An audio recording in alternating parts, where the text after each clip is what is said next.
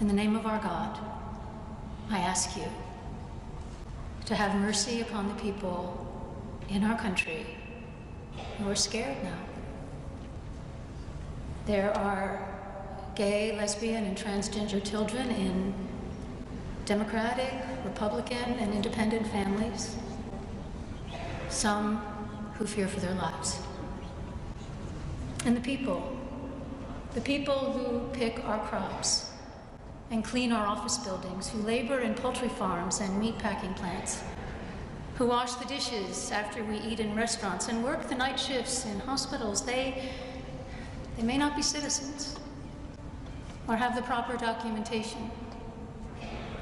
But the vast majority of immigrants are not criminals. They pay taxes and are good neighbors. They are faithful members of our churches and mosques, synagogues, wadara, and temples. There is a clear line between an immigrant and a legal, okay? I, myself, who is an immigrant, whose entire family came here legally, does not have any empathy, sympathy for someone like this lady who is crying on CBS. Her story is that she has been here 20 years, has given birth to 3 natural-born citizens. She's been here 20 years and has never taken the initiative to do any paperwork to naturalize herself, and waited until Donald Trump is back in office and wants to point the finger at him and his administration, saying that they'll go after someone like her. Ma'am, you had 20 years to fix a problem. Yet it was easier for you to live in hiding and mooch off of the system because you thought that the 3 naturalized born citizen children will give you a pathway to citizenship. This is where people have lied to you. This is where your victim mentality started, was when you thought that you found a way in and cheated the system. We have no sympathy for you. We have no empathy for you. And I'm sorry, but crying on national TV and saying that your children does not deserve to have a mother living in hiding, a mother who is afraid of being deported. No one is to blame here other than you, ma'am. Period. End of story. These woke-scapalians or Episcopokians or whatever they're calling themselves today, this is ridiculous. This was terrible. Donald Trump, I'm sure, regrets participating in this event today, to be lectured to and politicized in a church this way. And I thought it was, frankly, a disgrace to what they did at this event. I don't know if this event will happen ever again because of this. This particular bishop took it upon herself to turn this into a complete and total circus and spectacle. And I don't know any Republican today who's like, oh, wow. Well, it was a very...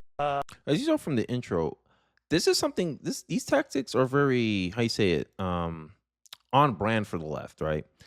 I honestly believe, being around leftists, not leftists, but Democrats, left-wing people my entire life. I'm black. I come from a community that votes for Democrat, 90, sometimes 80% clip. So, but on the bound of probabilities, I'm around a lot of leftists. I kind of know their tactics very, very intimately at this point. I know their tactics like the back of my hand. And one of the things that that kind of always put me off of leftism is always based on deception, right? They can't be upfront about what they believe, who they believe, and they always have to disguise their thing. And at last minute, when you can't take back your decision anymore, that's when they want to expose the reality of what's going on. And this guy says he's no lies with Brian Taylor Cohen. Wow, a bishop just called out Trump advance to their face at church. The vast majority of immigrants are not criminals. Who said that?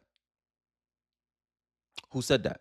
See, that's an assumption that liberals project onto other people. No one said that immigrants are criminals. No one said that.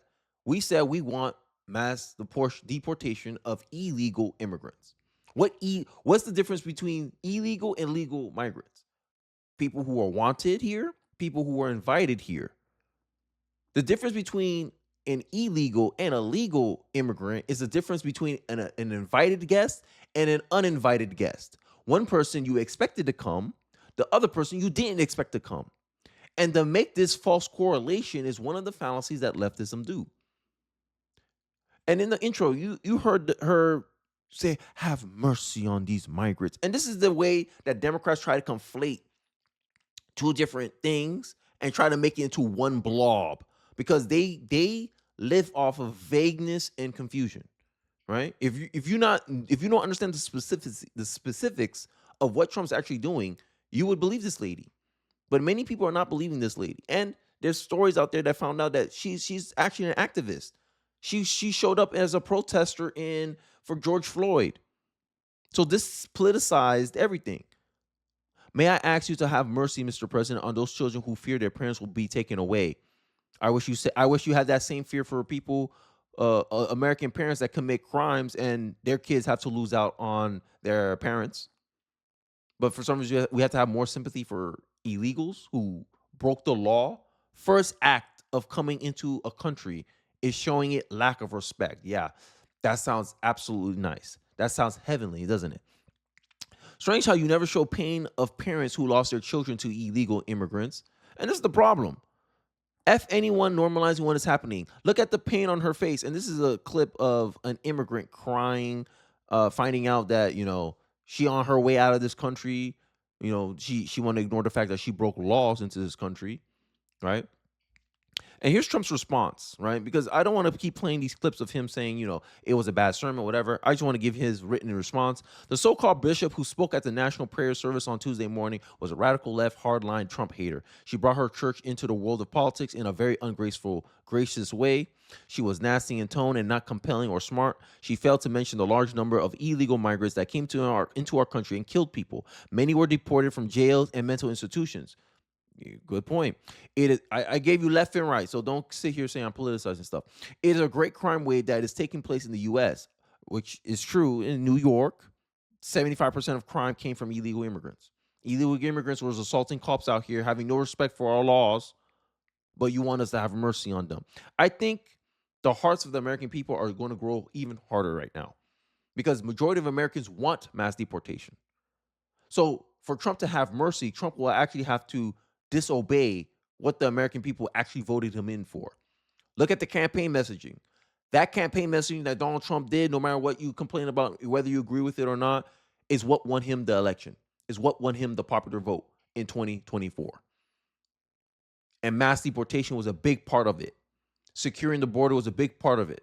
The fact that we let in 25 million illegals into this country and Joe Biden only deported 1 million of them, it wasn't enough. People were like, no, we need more people of them gone. Because they're making housing more affordable, unaffordable, sorry. Because there's 23 million people we did not expect to be in the United States of America, making everything else expensive. Government services are being taken up by them. They're taking a lot of taxpayer dollars. They're living luxuriously off the dimes of American taxpayers. American taxpayers see this as unfair, but you want us to have mercy on them. Oh, okay. These people, these illegals are being used for political pawns to the game of the Democratic Party. Because the Democrats know that, hey, these people help fluff up our census numbers to give us more political power, but you want us to have mercy on them. What garbage is this? What a misuse of Christianity, huh? Politicizing a religion. Crazy work. But leave it up to Democrats to do this. But see, this is the hypocrisy I always find laughable about Democratic Party, that they don't like religion and government, but they like to bring politics into religion. Make it make sense. Growing up in the black church, I used to see Democrats all the time in Florida come in and preach at my church, right? One example is Daphne Campbell, right? She used to come to the church that I used to go to. And she was like, "Oh, I need to do this." At the time, I was only a kid. I didn't really care about politics. I didn't really understand politics. So I was like, I don't know. I always find it interesting how Democrats are so comfortable going to church and bringing politics into church. But if a Republican even attempted the same thing Democrats did, he'll get shouted down for doing what I'm calling out Democrats for doing, for our leftists for doing. You mock religion. You mock Christianity. But when it's convenient, you want to use Christianity to try to justify your naive and silly approach to immigration. A country without borders is not a country. Just like a house isn't a house without a door, right? Look at her face. Come on. Her whole image screams lib. But I digress. I want to show you a clip of Trump's reactions to it, and then I'll show you a clip of her uh, showing that she was an activist. She should have never had an opportunity to do this, but I don't know how she slipped through the cracks. But hey, I digress. So here's the activist pastor, so-called pastor anyway, and here's her being a predictable far left activist. Why did you want to come out here and send Their this message? message. It is a message of a call for justice, for swift justice for George Floyd, for systemic justice for all brown and black people who have been under the knee of this country in ways that we have witnessed time and again. This is wrong. And this rising up, this spontaneous uprising of people, mostly half my age or younger, they're the ones we should be listening to. And they're angry at the president. They're so angry. They're angry at the president. So what is your message to President Trump today? Well, I've given up speaking to President Trump. We need to replace President Trump. We need leadership that will lead us in the ways that this country deserves. Mr. President, what did you think of the sermon?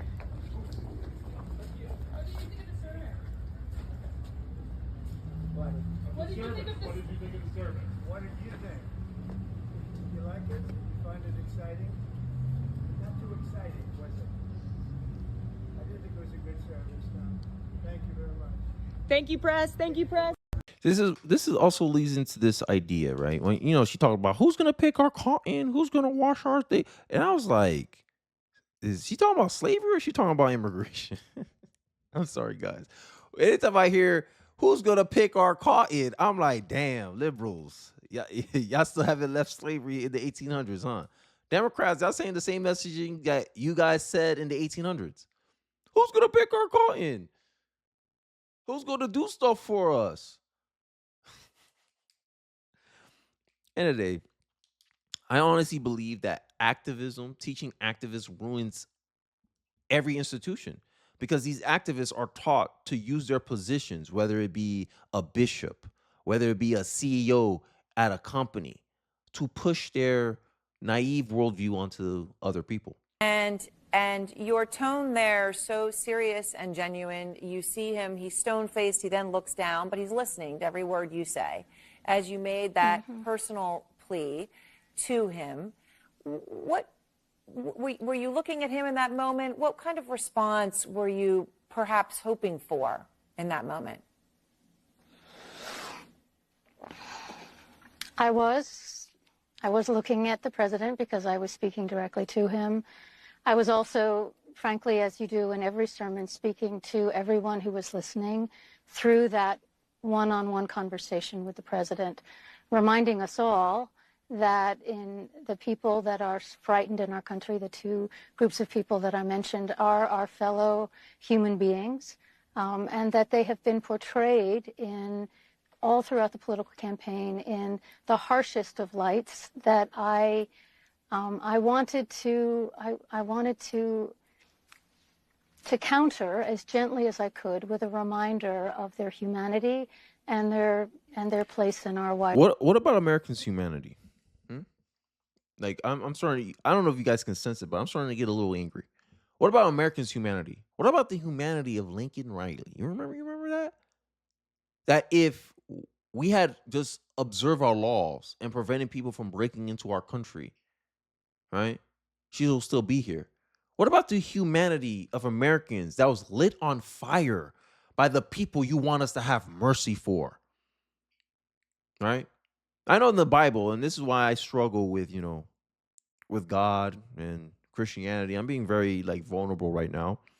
I struggle with God because one of the things that I know about myself is that I can't stand people who enact true injustice.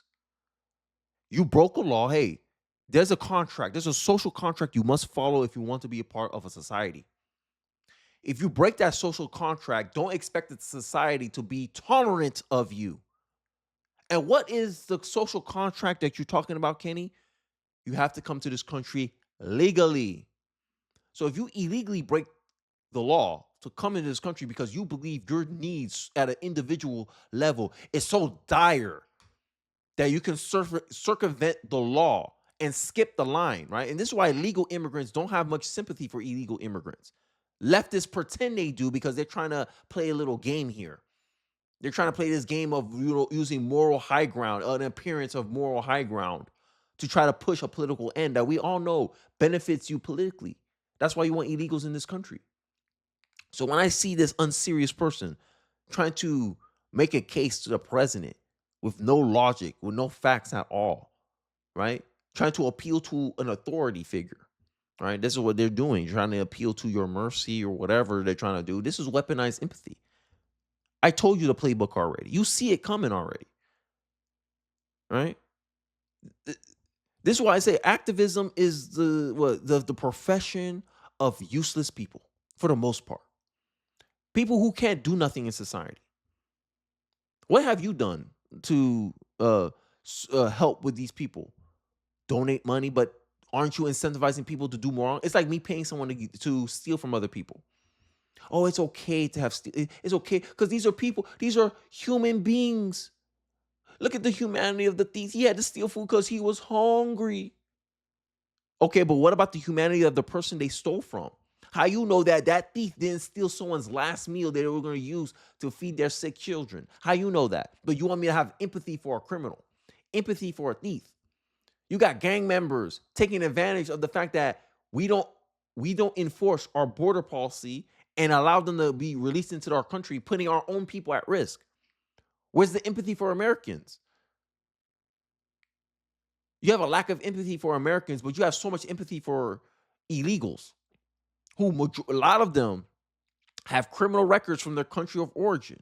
But these are the people we're supposed to have mercy for? Trump specified his language that he's going after the criminal illegals first. Technically, all of them are criminals. But we're talking about the ones that after they broke the law in this country to come here illegally, they committed crimes in this country. We want to deport them because they have 2 strikes on them.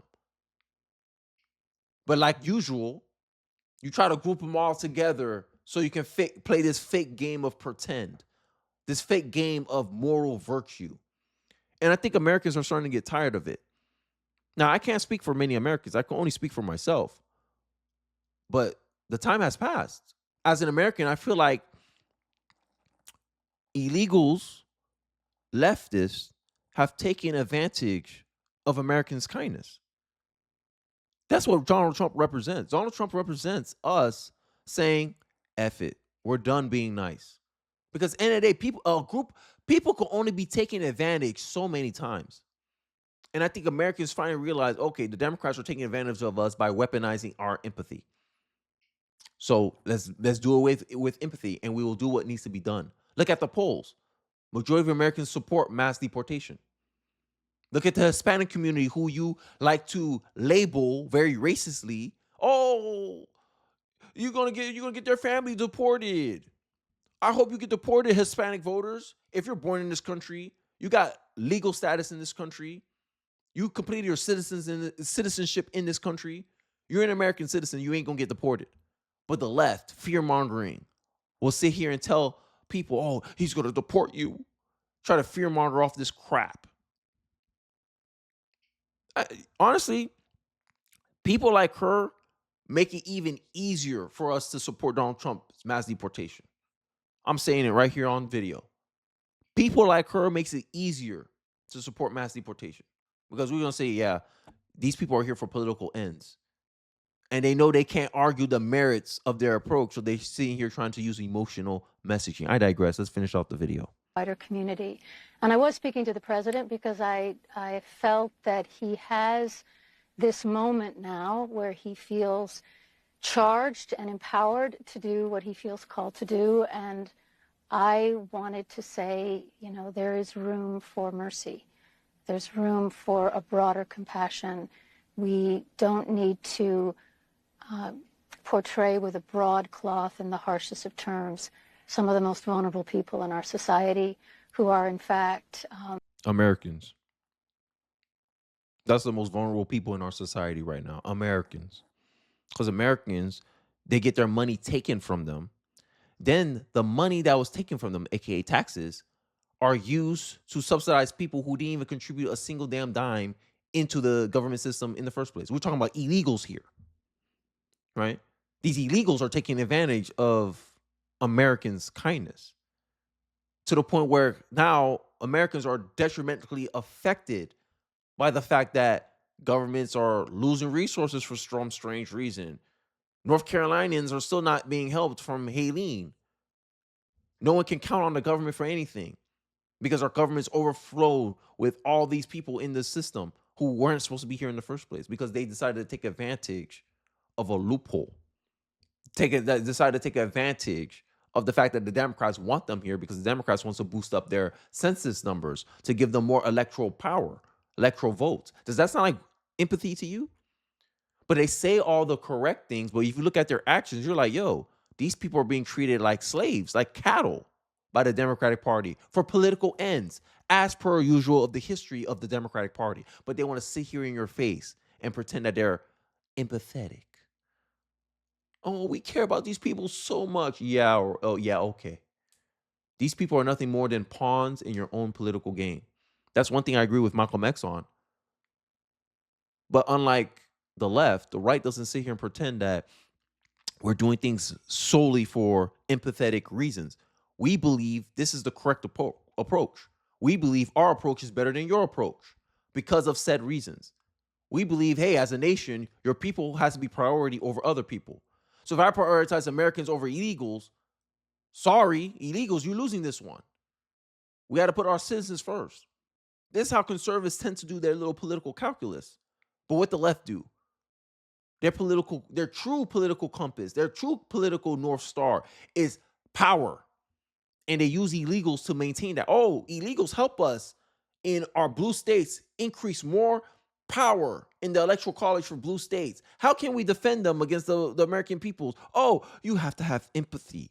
This is how many people are seeing your little stick here, Bishop. At least that's how I see it. Maybe people will disagree with me in the comment section. But this is why Americans want mass deportation. Because Americans, at its heart, like when I talk to people who are not into politics, the number one thing people tell me is they feel like America is being taken advantage of. That's the number one thing. I think that's the number one sentiment. When you ask, do you support mass deportation? I think that's the number one sentiment that many people will reference. But I digress. I think I heard enough. I think you've seen enough, actually. Let me know your thoughts in the comment section below. Do you agree with me, disagree with me that Americans feeling like that they're being taken advantage of, and this is what's leading them to support Donald Trump's mass deportation? I'd like to hear your thoughts in the comment section below. Don't forget to like, comment, subscribe. I appreciate you guys watching to the end of the video. Don't forget to share this video. It will really help me out, and I'll see you guys on the next one.